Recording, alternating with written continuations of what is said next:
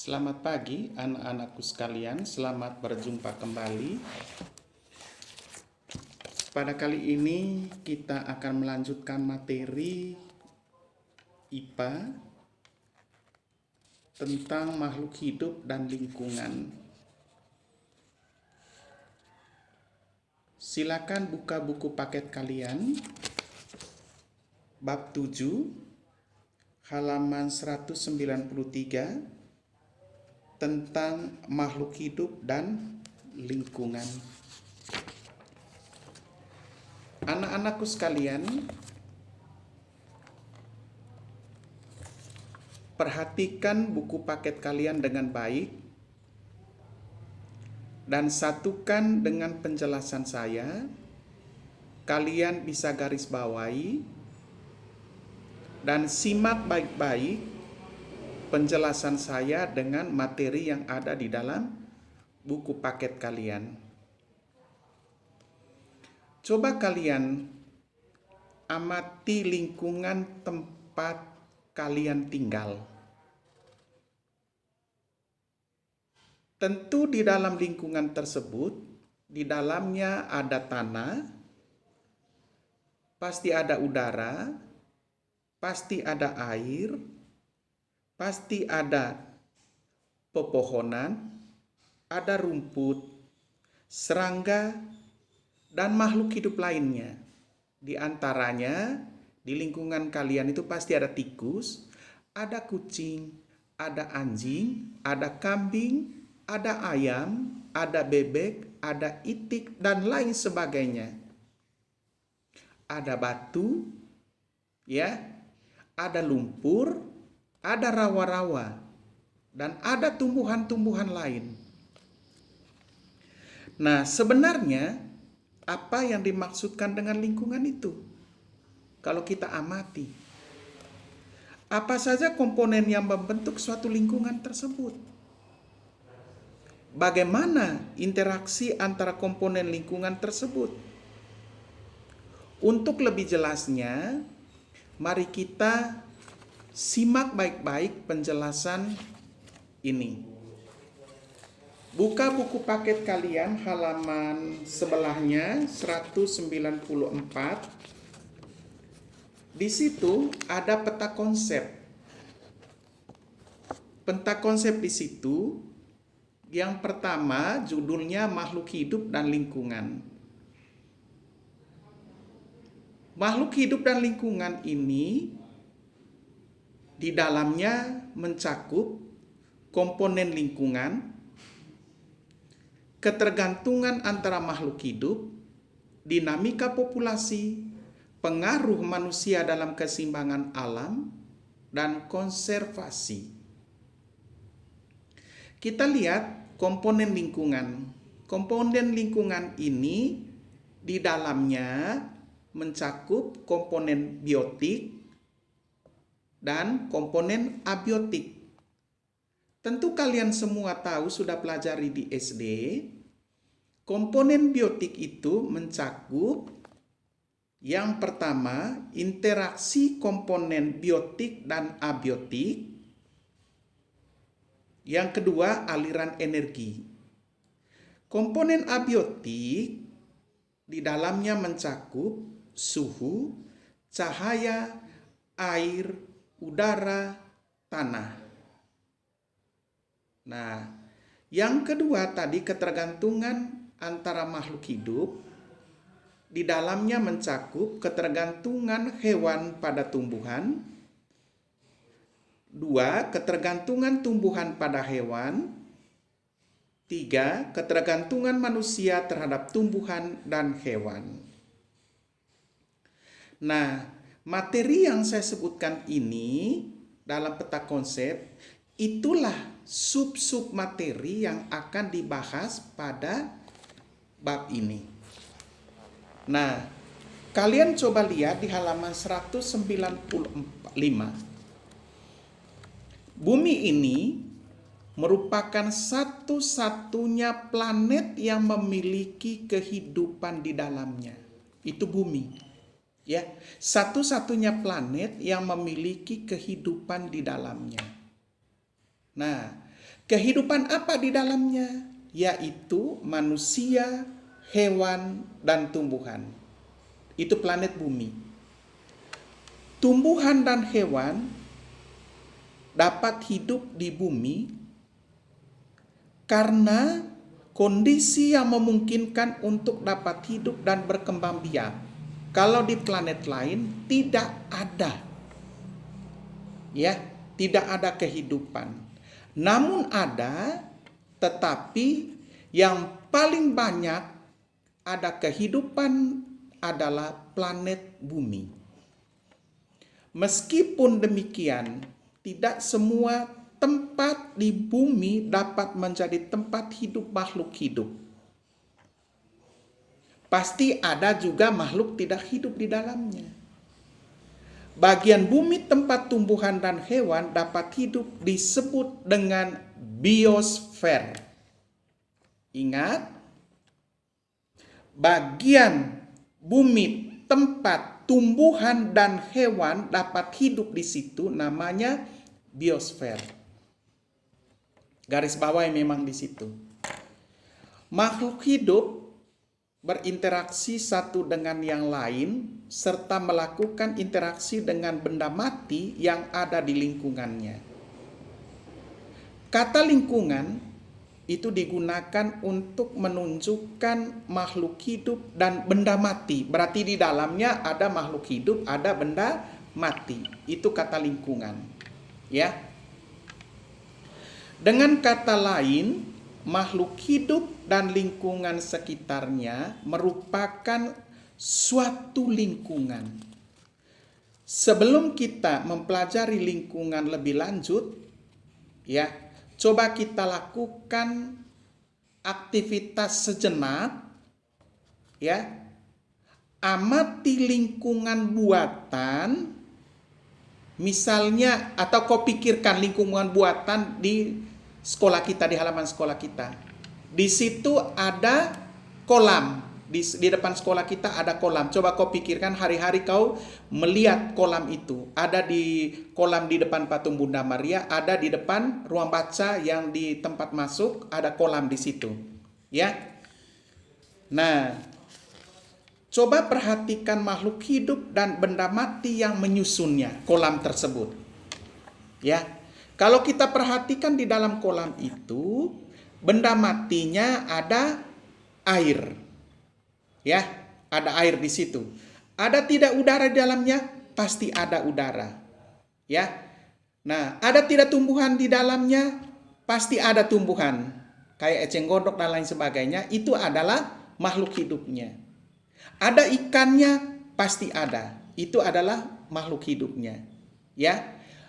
Ada kataknya dan ada yang lain-lain makhluk hidup di dalamnya. Nah, kolam itu ada benda mati, ada benda makhluk hidup. Ya, yang termasuk benda matinya tadi adalah air. Di dalam pasti ada batu, pasti ada yang lain-lainnya, misalnya tanah atau jatuhan daun-daun pohon itu. Ya. Nah, sekarang benda hidupnya atau makhluk hidupnya tadi ada ikan, ada tumbuhan di dalamnya. Ya, oke. Nah, sekarang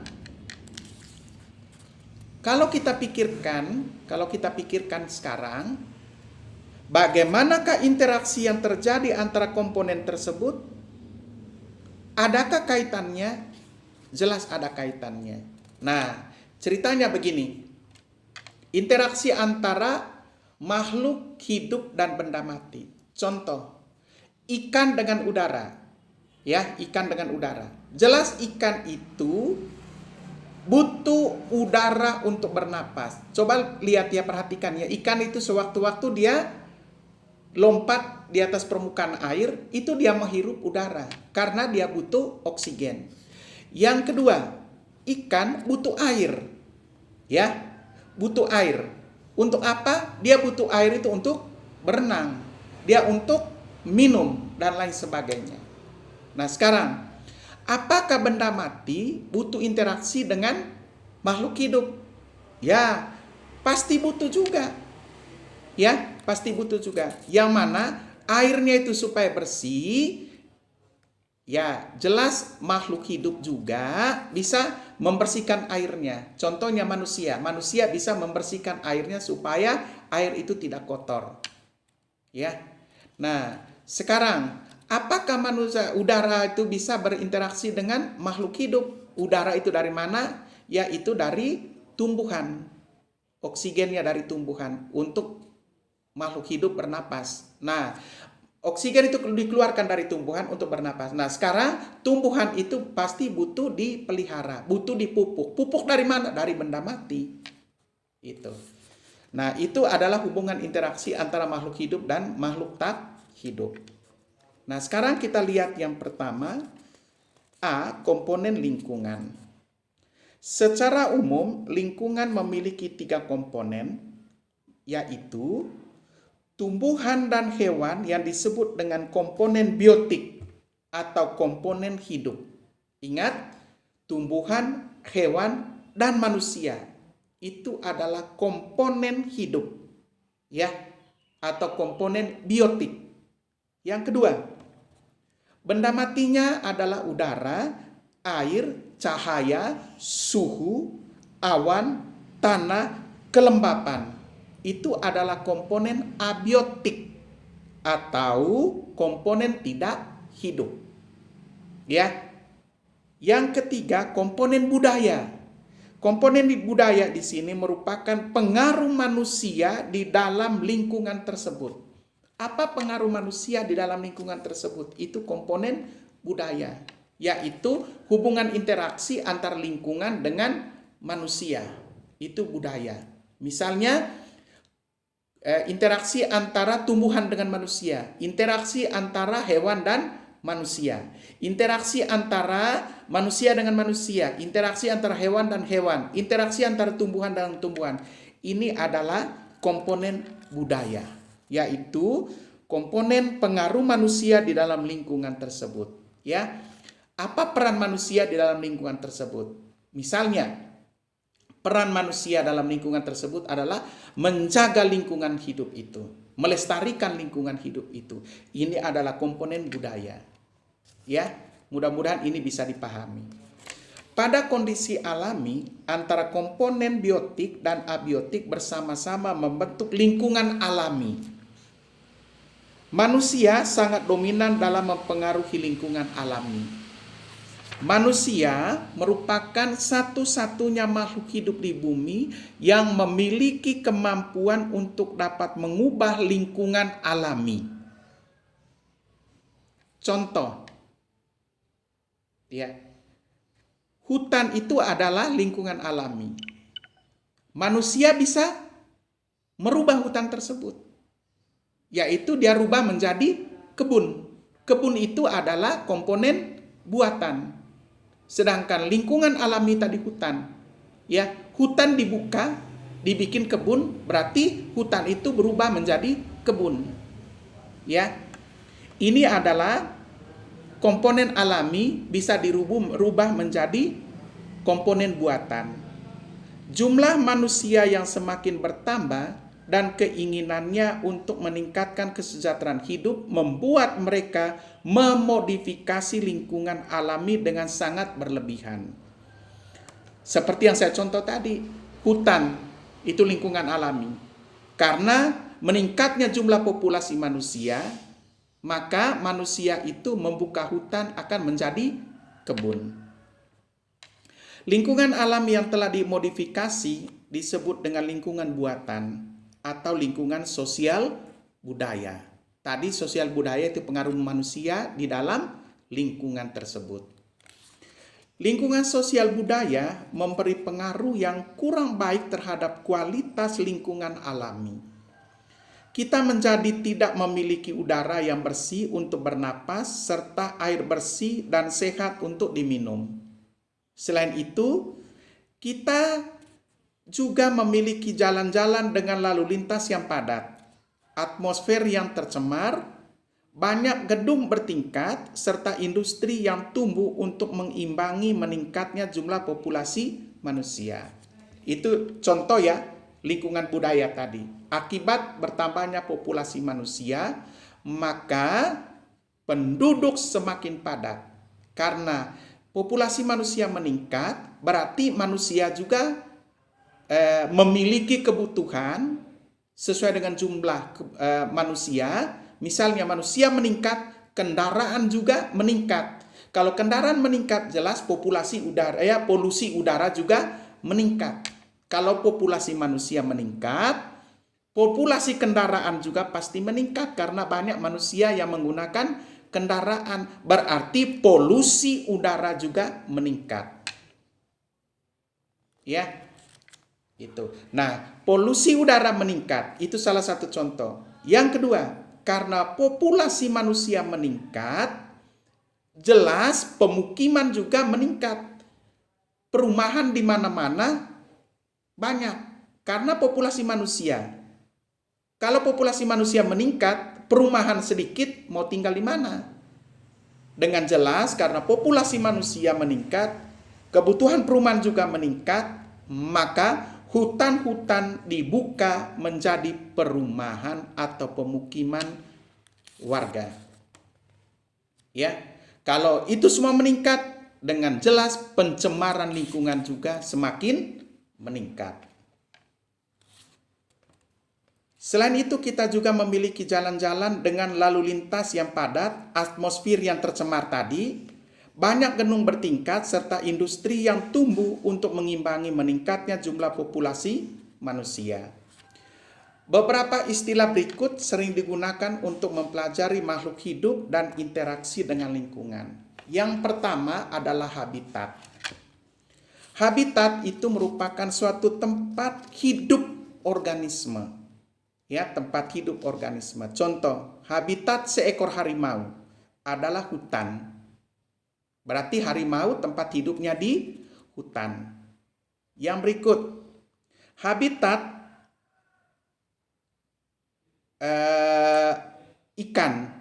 Habitat ikan berarti hidupnya di air. Jadi tempat hidupnya di air. Tumbuhan atau hewan harus beradaptasi dengan habitatnya agar dapat bertahan hidup. Berarti adaptasi di sini merupakan penyesuaian diri makhluk hidup terhadap lingkungannya. Itu yang disebut dengan adaptasi. Ya. Tadi habitat itu tempat makhluk hidup untuk hidup atau tempat hidup makhluk hidup. Itu habitat. Sedangkan adaptasi penyesuaian diri makhluk hidup terhadap lingkungannya. Habitat memiliki banyak tipe.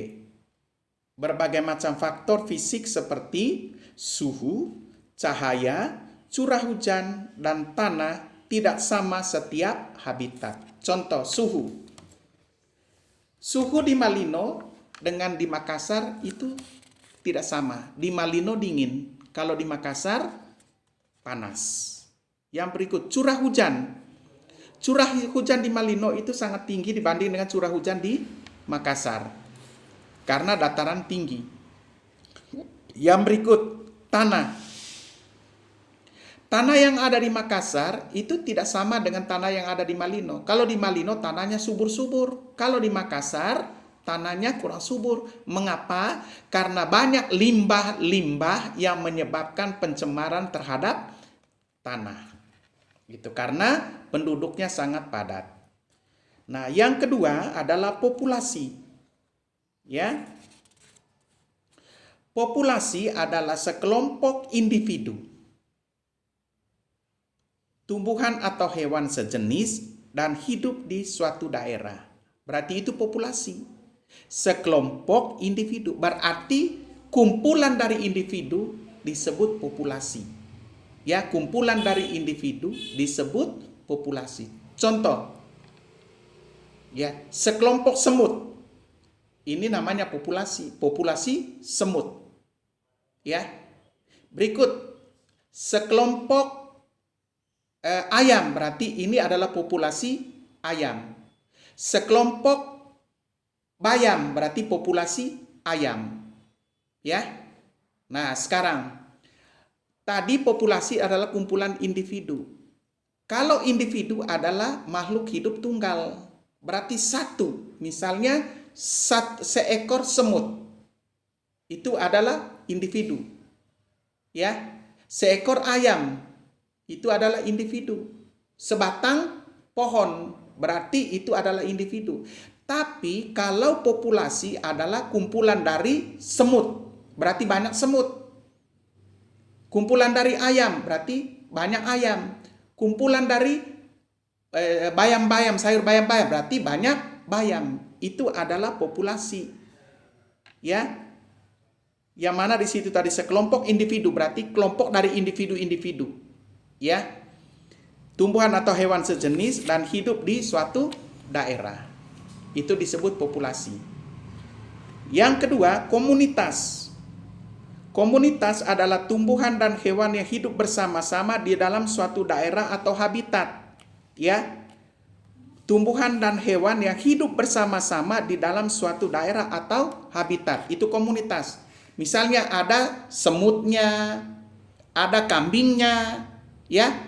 Ada rusanya, ada harimaunya, ada tumbuhannya, ada tumbuhan tinggi, ada tumbuhan perdu, ada semak-semak. Itu adalah komunitas, hidup bersama, ya, antara hewan dan tumbuhan di suatu daerah atau habitat. Itu adalah komunitas, ya. Ya, misalnya di dalam satu kolam ikan, ada air, ada batu, ada tumbuhan, ada katak, ya, dan hewan lainnya, ada kura-kura. Nah, ini adalah disebut dengan komunitas. Kumpulan dari tumbuhan dan hewan yang hidup pada suatu daerah atau habitat. Suatu komunitas terdiri atas berbagai populasi. Ya, berarti komunitas ini adalah kumpulan dari populasi. Kumpulan dari populasi semut, kumpulan dari populasi tumbuhan tadi, kumpulan dari populasi harimau, kumpulan dari populasi rusa, kumpulan dari populasi kambing, kumpulan dari populasi ayam yang hidup di suatu daerah atau tempat. Itu yang disebut dengan komunitas. Ya. Nah, tadi terdiri atas berbagai populasi hewan dan tumbuhan yang ada di suatu daerah. Itu yang disebut dengan komunitas. Masing-masing populasi yang berbeda tersebut saling bergantungan satu dengan yang lainnya. Contohnya, tumbuhan menyediakan makanan bagi hewan. Tumbuhan juga menjaga kondisi udara tetap segar dengan mengembalikan oksigen ke dalam lingkungan. Selain itu, tumbuhan menjadi tempat pelindung dari predator, panas, dan hujan beberapa jenis hewan. Coba. Ya, contoh saja kita. Kalau kita tidak bawa mantel, kebetulan hujan di jalan, kita naik motor. Di mana ada pohon, kita berteduh di situ untuk sementara. Ya, begitu juga. Ya, kalau panas, terik matahari. Kadang-kala kalau terlalu panas ya kita berteduh di bawah pohon. Ya, itu. Sebaliknya, hewan itu menyediakan karbon dioksida bagi tumbuhan, bahkan manusia. Ya, napas manusia, napasnya hewan, dia mengeluarkan karbon dioksida, baru tumbuhan menghirup karbon dioksida itu untuk membantu proses fotosintesis. Hasil proses fotosintesisnya itu dia keluarkan oksigen untuk kita hirup, menjadi udara pernapasan bagi kita. Itu. Jadi, ya, setelah hewan mati dan membusuk, hewan mengalami dekomposisi sehingga dapat menyumbangkan nutrisi bagi tumbuhan. Ya, kotoran dari hewan, ya, kotoran dari manusia, ya, itu adalah memberi nutrisi pada tumbuhan sehingga tumbuhan itu bertumbuh dengan subur. Jadi saling berinteraksi, saling membutuhkan. Ya, yang sekarang komunitas tadi, ya, sekarang ekosistem adalah tumbuhan dan hewan hidup bersama-sama dan berinteraksi dengan komponen tidak hidup pada suatu habitat. Berarti tumbuhan, hewan, dan komponen abiotik di dalamnya ada. Berarti ada tanah, ada udara, ada air, ada batu, Ya, ada cahaya matahari, ada manusia, ada hewan, ada tumbuhan hidup bersama di dalamnya. Itu adalah ekosistem. Ya, bisa? Mudah-mudahan bisa dipahami. Tumbuhan dan hewan yang ada di dalam suatu ekosistem bekerja sama dengan lingkungan untuk memenuhi semua kebutuhan makhluk hidup. Jadi ekosistem adalah suatu sistem yang berdiri sendiri. Itu ekosistem. Jadi kesimpulannya adalah sebagai berikut. Yang pertama, habitat adalah tempat hidup makhluk hidup. Yang kedua, adaptasi adalah penyesuaian diri makhluk hidup terhadap lingkungan. Yang ketiga, individu adalah makhluk tunggal, makhluk hidup tunggal. Yang berikut, populasi adalah kumpulan dari individu. Ya, kumpulan dari makhluk hidup tunggal. Itu populasi. Sedangkan komunitas adalah kumpulan dari populasi. Ya, kumpulan dari populasi. Di dalamnya ada tumbuhan, ada hewan, hewannya ada ikan, ada udang, ada ubur-ubur, ada kepiting. Itu adalah komunitas. Ya. Nah, berikutnya ekosistem. Ekosistem ini kumpulan dari komunitas. Ya, kumpulan dari komunitas. Di dalamnya tadi ada makhluk hidup, ada benda mati, ya, ada air, ada udara, ada tanah, ada ubur-ubur, ada ikan, ada kepiting, ada tumbuhan, ada batu dan lain sebagainya. Itu adalah komunitas. Dan yang berikut adalah bioma. Bioma di sini adalah kumpulan daripada ekosistem, berarti lebih luas lagi. Ya, lebih besar lagi. Dan yang terakhir adalah biosfer. Ya, biosfer itu adalah kumpulan dari bioma. Tadi bioma di situ ada air, ada tanah, ada batu, ada gunung, ya. Ada kepiting, ada ular, dan lain sebagainya. Itu bioma, kumpulan dari ekosistem.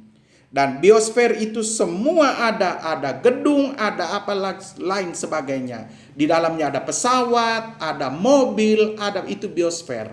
Seluruh kebutuhan hidup manusia. Ada tumbuhan di dalamnya, ada batu, ada tanah, air, seluruh isi bumi ini. Itu namanya biosfer. Ya. Oke anak-anakku sekalian, itulah materi tentang makhluk hidup dan lingkungan. Yaitu yang pertama tadi komponen lingkungan. Ya. Nah sekarang silakan kalian kerja uji diri 7.1. Uji diri ya 7.1 halaman 197. Jelaskan yang dimaksudkan dengan lingkungan.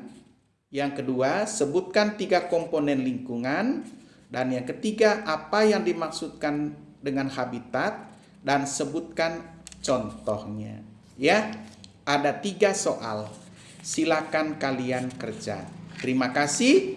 Nanti kita lanjut di pertemuan berikutnya.